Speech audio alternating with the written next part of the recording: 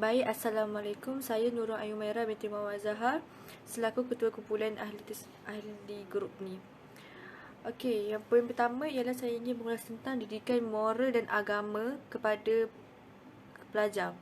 Ibu bapa seharusnya memainkan peranan mereka sebagai individu yang bertanggungjawab mendidik dan membentuk sasiah yang cemerlang dan terbilang dalam diri anak.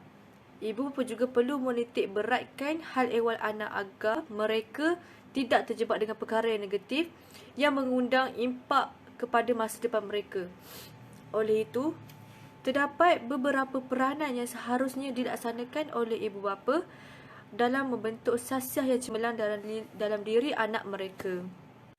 Selain itu, didikan agama sangat penting dalam diri mereka kerana agama dari segi istilah ialah dalam bahasa Arab sebagai ad-din yang bermaksud cara hidup, cara berfikir, berideologi dan bertindak. Sebagai manusia yang lemah dan sering melakukan kesilapan, kita memerlukan bimbingan dan panduan untuk menjalani kehidupan sebagai seorang khalifah di muka bumi ini.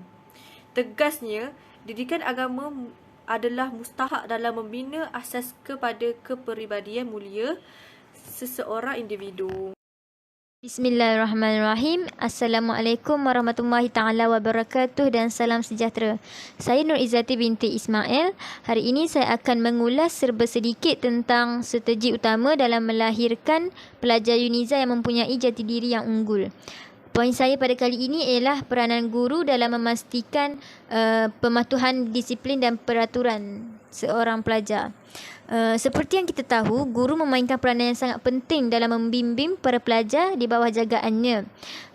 Guru mestilah menolong pelajar membuat penyesuaian peribadi, sosial, emosi dan akademik dengan persekitaran sekolah ataupun peraturan tata tertib dan sebagainya, terutamanya pada awal persekolahan lagi.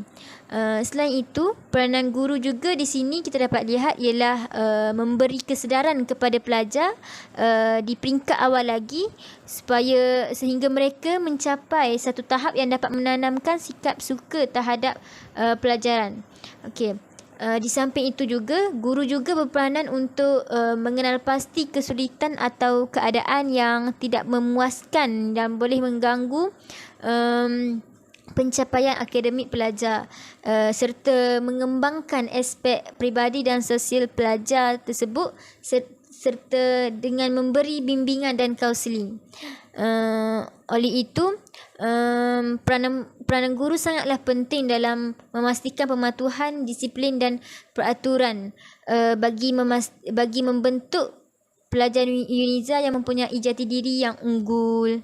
Sekian, itu sahaja daripada saya. Wabillahi taufiq wa hidayah. Wassalamualaikum warahmatullahi wabarakatuh. Assalamualaikum dan salam sejahtera. Nama diberi Hajar Munirah binti Zulkifli. Pada kali ini saya ingin menghuraikan satu topik yang bertajuk strategi melahirkan pelajar Uniza yang mempunyai jati diri unggul di bawah acuan gagasan Flex. Pada waktu yang sama, jati diri pelajar dapat dibentuk dengan memperkenalkan dasar pendidikan yang berkesan. Perkara ini merupakan peranan Kementerian Pendidikan dalam mengatur kurikulum yang efektif dengan perkembangan pelajar pada hari ini. Generasi muda mutakhir ini merupakan generasi yang celik teknologi dan banyak bergantung kepada gadget dalam aktiviti harian mereka. Sekiranya pelajar menikmati sistem pendidikan yang ditawarkan, tidak langsung jati diri mereka akan bertambah baik kerana ingin mencapai kemuncak pendidikan akademik yang mampu diperoleh. Dengan peluang yang baik ditawarkan dalam negara, pasti para pelajar akan bersungguh-sungguh untuk memiliki ijazah yang tertinggi.